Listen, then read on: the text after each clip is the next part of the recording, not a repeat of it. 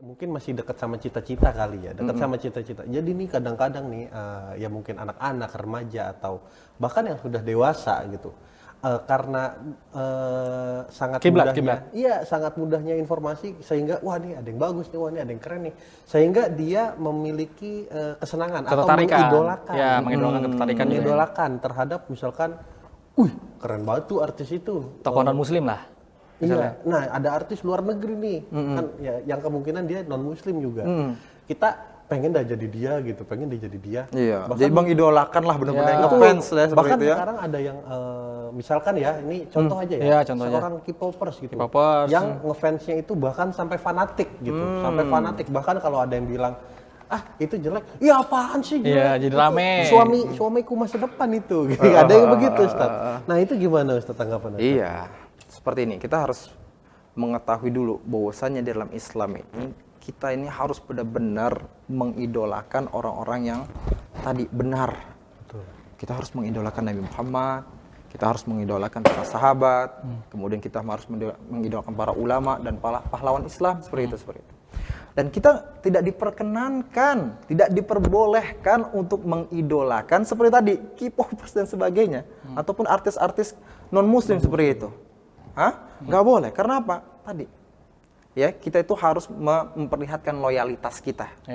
Ya sebagai seorang muslim, sebagai seorang pemuda muslim, kita harus seperti itu. Dan bahkan Allah Subhanahu wa taala mengabarkan juga ya dalam firman-Nya, la tajidu qauman yu'minuna billahi wal yaumil akhir.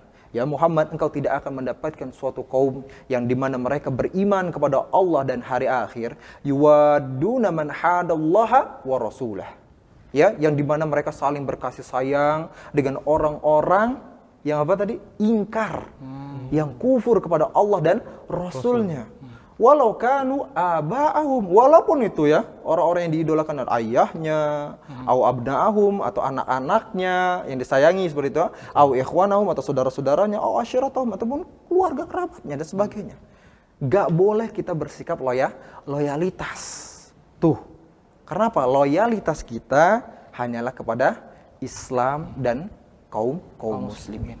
Adapun mengidolakan orang-orang kafir ini tidak diperbolehkan. Apalagi kita dapatkan ya ternyata orang-orang kafir ini memang mereka merencanakan dalam arti untuk merusak para pemuda kaum muslimin sehingga mendatangkan akhlak-akhlak moral-moral yang nggak benar. Dan kenyataannya ya inilah sekarang kaum muslimin.